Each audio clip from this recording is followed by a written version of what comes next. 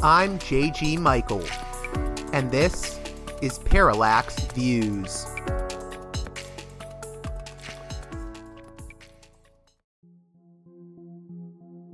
This edition of Parallax Views is brought to you by the $10 and above tier supporters of Parallax Views on Patreon.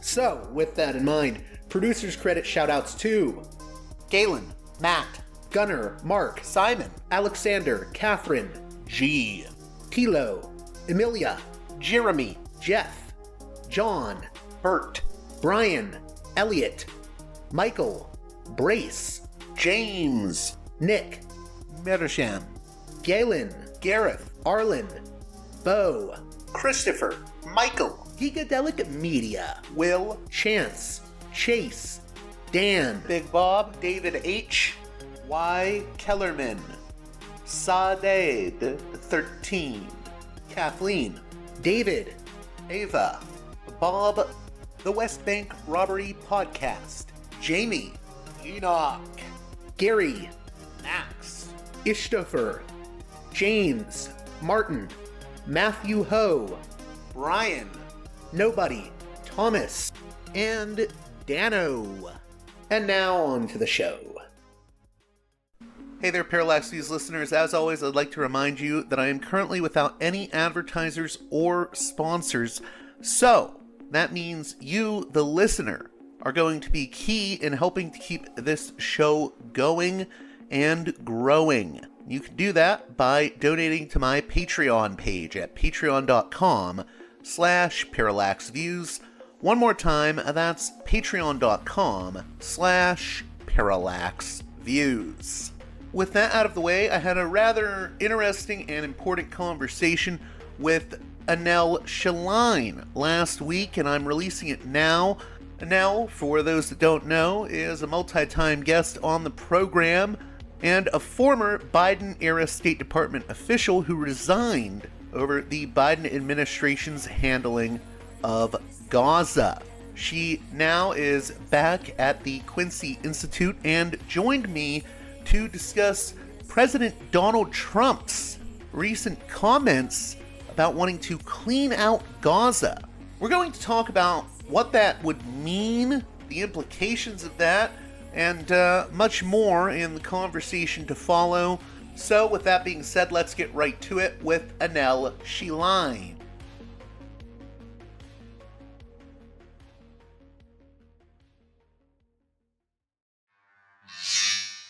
Welcome back to Parallax Views. One of my favorite guests, Dr. Annelle Sheline, is at the Quincy Institute for Responsible Statecraft. She was formerly at the State Department, where she resigned over the Biden administration's handling of Gaza. And we're going to be talking about Trump's recent, very concerning statements about what he wants to do in Gaza. First off, how are you doing, Annelle? Doing well. Thanks for having me back. So, unless my listeners have been living under a rock when it comes to this latest Gaza news, Trump has basically said he wants to clean out Gaza. He said this on Air Force One to a number of reporters. Maybe you could fill us in on what exactly he said and what this entails.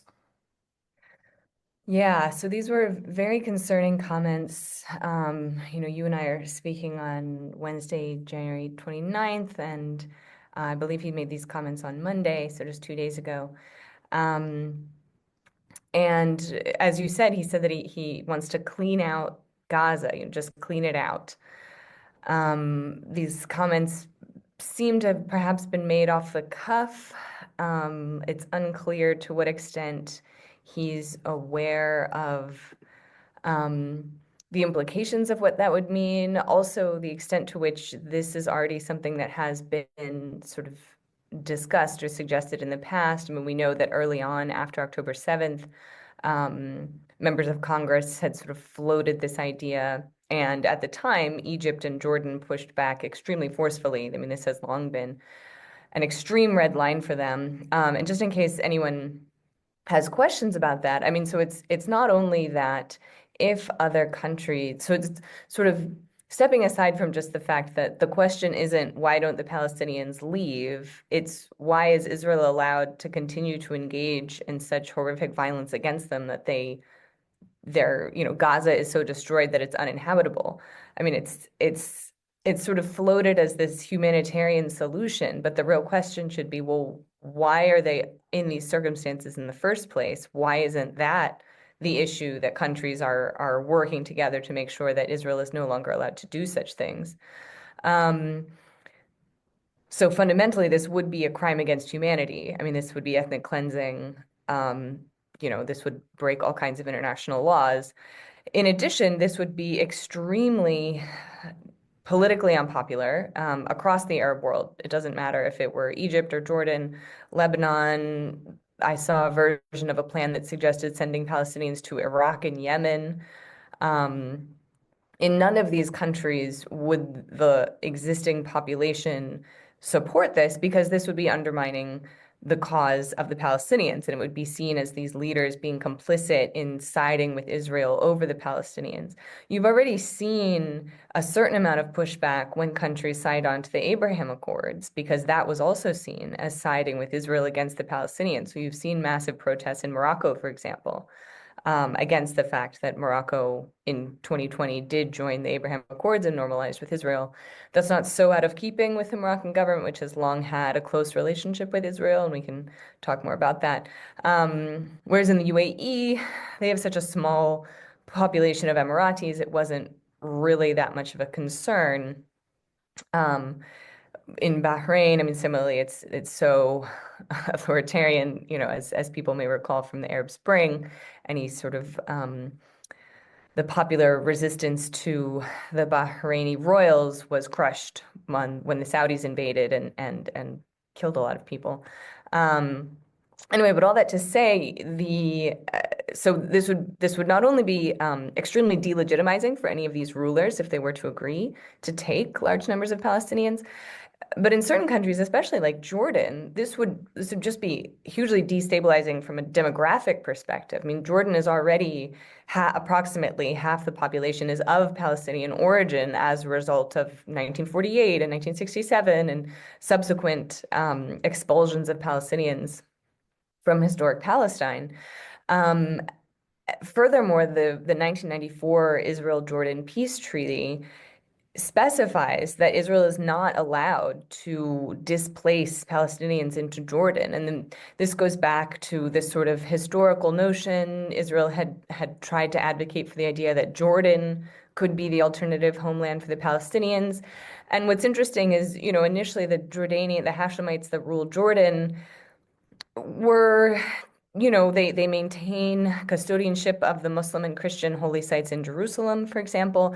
And for a long time, they saw, themselves as sort of the rightful rulers, or, the Hashemites have a very long history. They're descendants of the Prophet Muhammad. They were originally based in the Hejaz and controlled the holy cities of Mecca and Medina and what is now Saudi Arabia, and were pushed out by the Al Saud over 100 years ago. Um, so, this question of could Jordan be Palestine, Jordan tried to really definitively say no, Jordan is Jordan and Palestine is Palestine. And this is a key component of the peace treaty. And so when I was So in this would jeopardize that treaty. Yeah. this would tear apart the treaty. I mean, this is this is a key Right. component. I'm not even going far enough in some ways. Right. And this was a huge thing when I was in Jordan, a few months ago, before Trump had been elected, when there was just this concern that Jordanians felt they no longer had a partner in Israel. I mean, obviously, for the average Jordanian, Israel remains, the treaty remains extremely unpopular. But for the Jordanian government, they have benefited significantly from the treaty, partly because the United States, I believe about 10% of Jordan's budget comes from the United States just sending aid. Much of it is military aid, but there's also some economic aid.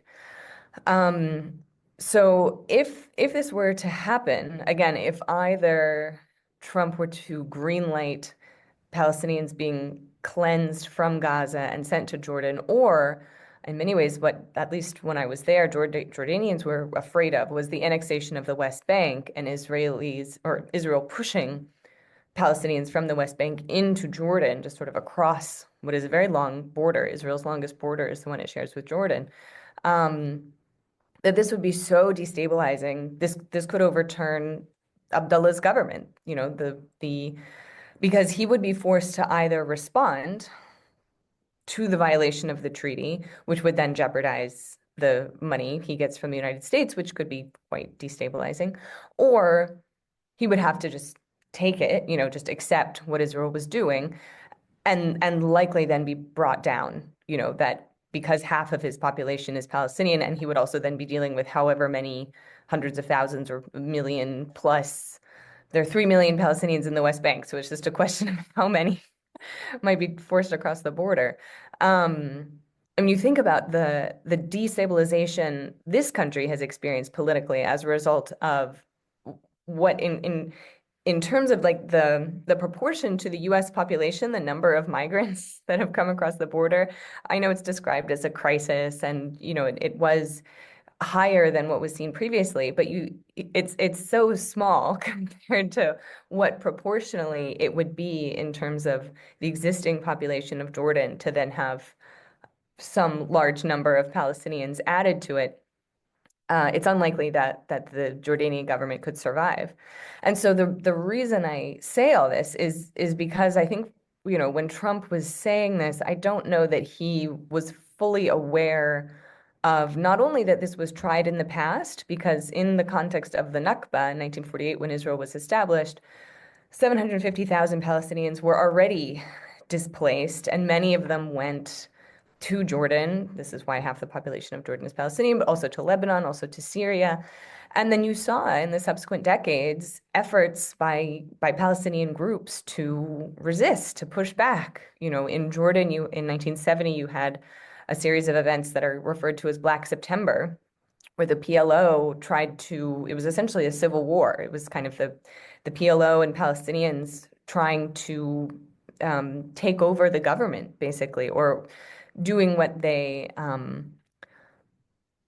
could to try to push Jordan in a different direction. And so King Hussein, who the father of the current King Abdullah, expelled the PLO from Jordan. They went to Lebanon, and I mean, at that moment, they could have taken down the government of Jordan. Many, an analysis of that time just emphasizes King Hussein's luck with the fact that he was able to hang on to control.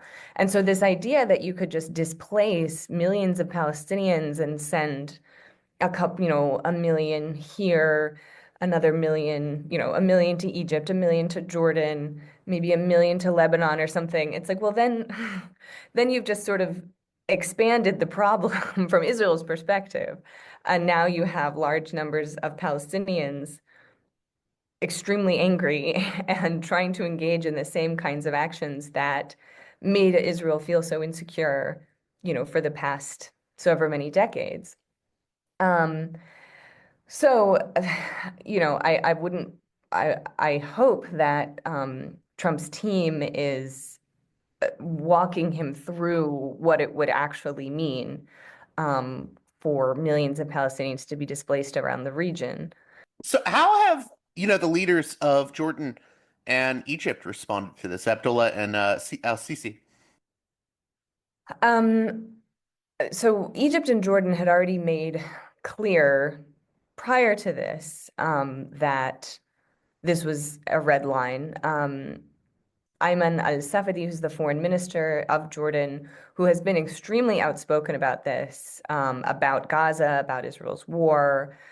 He's spoken in stronger terms than we're probably used to hearing from Jordan, and in part because this is such a salient issue for Jordanians, whether they're of Palestinian descent or Jordanian descent. This is part of what's interesting, because that sort of divide has long been sort of a crucial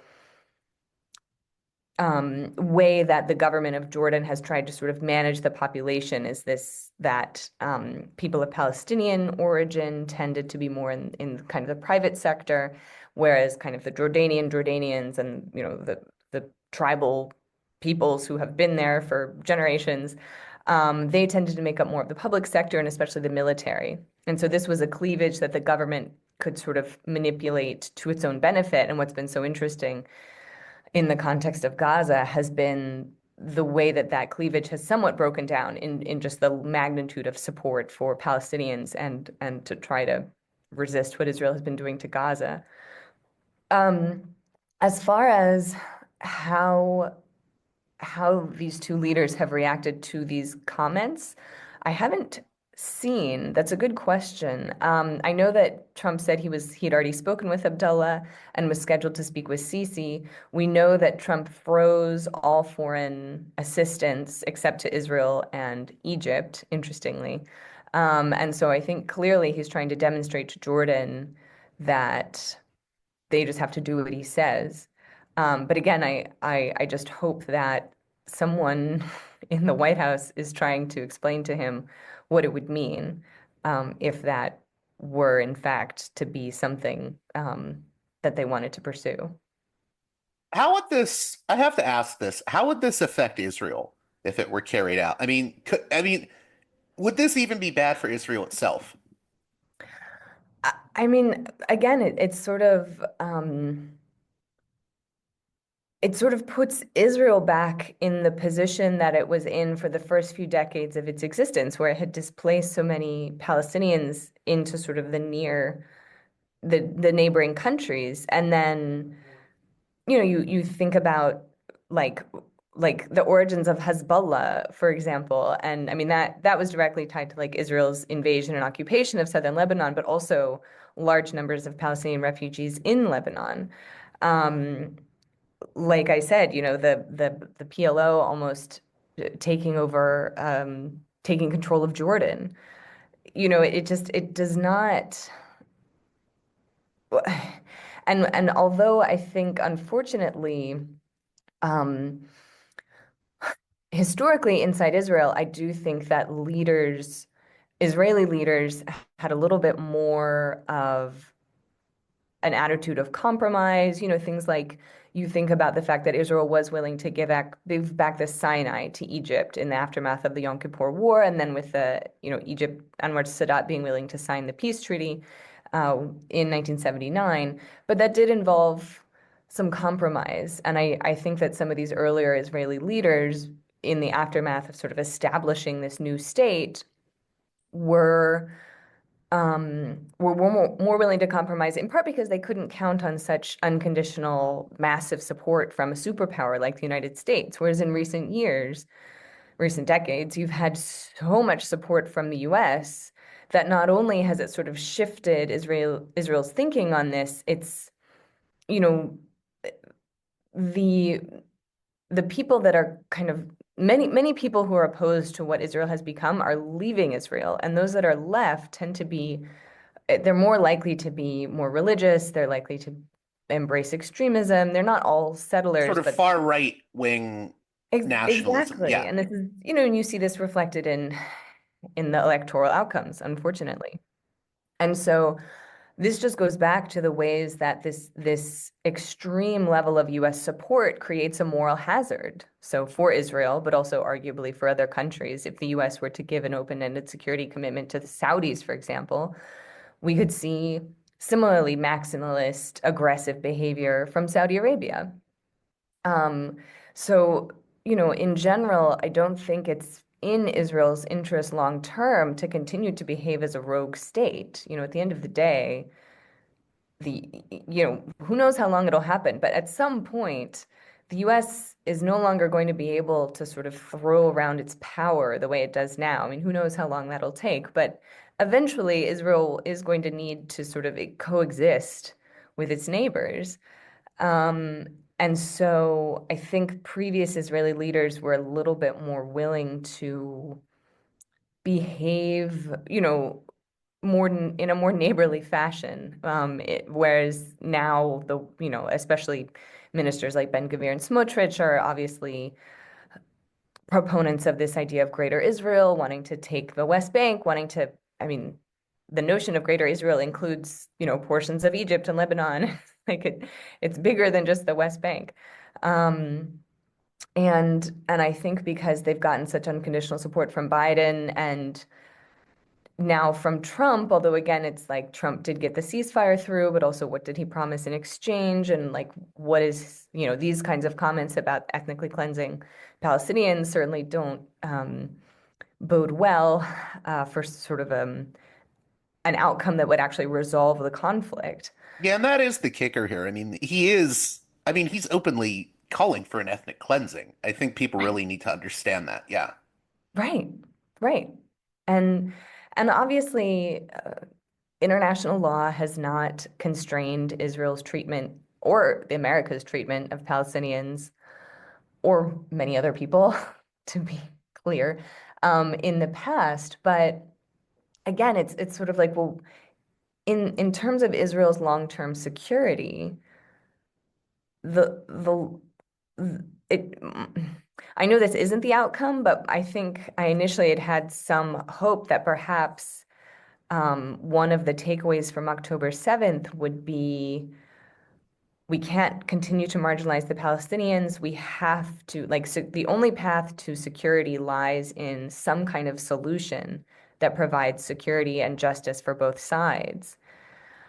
Obviously, that is not what came out of this. Um, but I hope that in the longer term, there may be some greater recognition of that. But again, I think that kind of mindset would only be possible if the U.S. stopped providing such unconditional support, which again just incentivizes the kinds of aggression that we've seen. It's interesting. I have an article up from France 24, the French news publication, and they note that France and Germany have called this idea unacceptable. Spain's foreign minister said that Madrid's position was clear. Gazans need to stay in Gaza. It seems like even Europe is put off by this call that Trump made. And the thing is, it's hard to tell where exactly this will go because I don't know when Trump is just blowing, smoke and when he's, really set on doing something. Right. And I clearly, with everything he's been doing, he made a comment about, well, allegedly, I don't know that that's been backed up, but Israeli media was reporting that he made a comment about getting American troops out of Syria. And it's sort of like, was he serious about that? Was that a trial balloon? Um, and the to go back to his comment of just cleaning out Gaza. I mean, I've gotten this question from when I'm speaking about these subjects of people saying, well, why don't other countries just take them? Like in the context of the genocide, why aren't other countries just allowing them to get out of Israel's way? And and again, it's sort of like, well, why should it be on other countries? Like Israel should just stop. Like why is Israel allowed to just engage in a genocide? Um, and then I would try to answer it by saying also just in the context of this would be political suicide for any Arab leader, um, and the question of the national sovereignty of Palestinians. And obviously, if anyone were to leave, Israel would never allow them back. Although it has been interesting to see people returning to North Gaza, because I think for so many Palestinians, they thought they would never even get to go back Yeah, to it's North Gaza. thousands are returning right now. Right, So yeah. hundreds of thousands. Um, and, I think for so many Palestinians for whom it is such a trauma to have been expelled from their homes in 1948 or other subsequent expulsions, even, ongoing in the West Bank right now, um, to then be able to actually go back to one's home or to the rubble of one's home, but at least back to this place, is the realization of a dream for so many Palestinians, and for the vast majority of Palestinians, it would mean going back to a home in what is now Israel. The that Israel has worked very hard to make sure that that dream never becomes a reality. Before we close out, I was wondering if you have any thoughts on. I know we have Trump's envoy Steve Witkoff going to visit Israel, and I believe he's going to be visiting Gaza too. That was misleading because the Washington Post reported on this that like he's going to visit Gaza, and I was like, wow. But no, he's just going with the IDF to the Philadelphia and Netzarim corridors. Oh, really? Okay, I didn't. I thank you for clarifying. Well, I also was like, Washington Post, that was a disingenuous way to report on this. Well, I guess what I wanted to ask you is where do you? I mean, I know you don't necessarily have like an inside track to all of this, but I've been surprised by some of the people that Trump has given positions like Michael Domino at from Defense Priorities, uh, because it seems like there's a mix of realism and restraint people that he's bringing in, but also these sort of uh, hawkish figures as well that want the troops in the Middle East still. So, Definitely. what do you think is going on?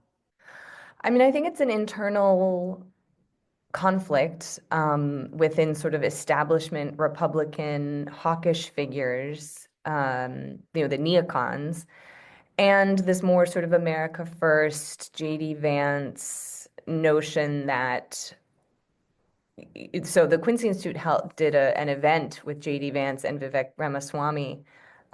Before I had come back, I was, I think I forget even when this was, but essentially what was I believe JD said was, we'll let Israel can do whatever it wants, just not with our money, which in many ways means Israel can't do whatever it wants because it relies so heavily on American money and American weapons. So that's more sort of America first can't mean Israel first. My hope is that with some of these figures going into the administration, people like Elbridge Colby, for example, who will be in a senior position within the Pentagon, um, it's not many and it's not enough, and I wish that there were more figures committed to greater military restraint going into the Pentagon and the NSC and the State Department. But it's something. But I do think that there are likely to be battles over this between the hawks and those who say, no, America first means we're not fighting unnecessary wars and we're not going to fight a war with Iran on Israel's behalf. And we're not going to, Trump campaigning on resolving the war in Ukraine. I mean, uh, haven't seen much progress on that yet, but it remains to be seen. Before we close out, what do you think?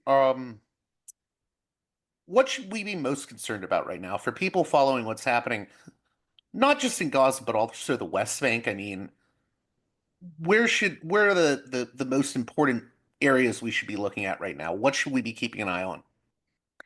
Um, I do think some of this sometimes Trump will say something to see how like what the reaction is.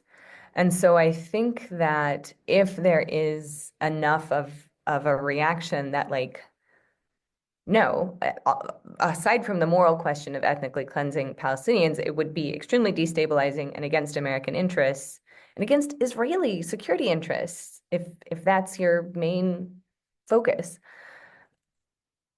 But people need to be saying that, to be calling the member of Congress, to be writing, op-eds to their local paper, to be trying to push back and to react. Because I do think that, in the aftermath of the ceasefire, we haven't seen as much focus on Gaza, not as, ongoing violence in the West Bank that just isn't necessarily getting the same kind of attention, in part because obviously Trump is creating so many of his own headlines and the media only has so much bandwidth. But, for people like you who are drawing attention to this, for just people on social media, just to make clear people still care about this issue. And when Trump throws around the idea of ethnically cleansing the Palestinians, people are going to react. Well, I want to thank you again, Annelle Sheline, for coming on Parallax Views. And of course, my listeners can keep up with your work on X or Twitter or whatever it's called these days, and also at Responsible Statecraft and the Quincy Institute, right? Yes, yeah, if people are interested, I have a brief at the Quincy Institute, and yeah, have written recently multiple articles for Responsible Statecraft, which is the sort of news arm of Quincy. Thank you again. Thanks so much for having me. Well, that does it for this edition of Parallax Views. As always, if you can, please consider supporting me on Patreon at patreon.com/parallaxviews. One more time, that's patreon.com/parallaxviews. And with that being said, until next time, you've been listening to Parallax Views with Parallax Views to Parallax Views with Parallax Views. The way out is not simply to say, don't do it, just to prohibit. If nothing else, if we don't do it, others will be doing it like crazy. So, we have to confront the problem. But no, basically, I know of the great anxieties, problems, new forms of control, but it's also new forms of freedom. This is why I always emphasize that internet and all this new digital stuff, it's a very ambiguous phenomenon, but it's the field of struggle. New forms of enslavement, but at the same time, new incredible forms of freedom. We have to accept the fight with no nostalgia for old, allegedly more authentic communities or whatever. I'm not afraid. I'm not afraid.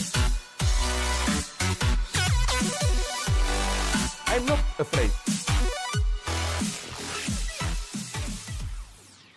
I'm not afraid.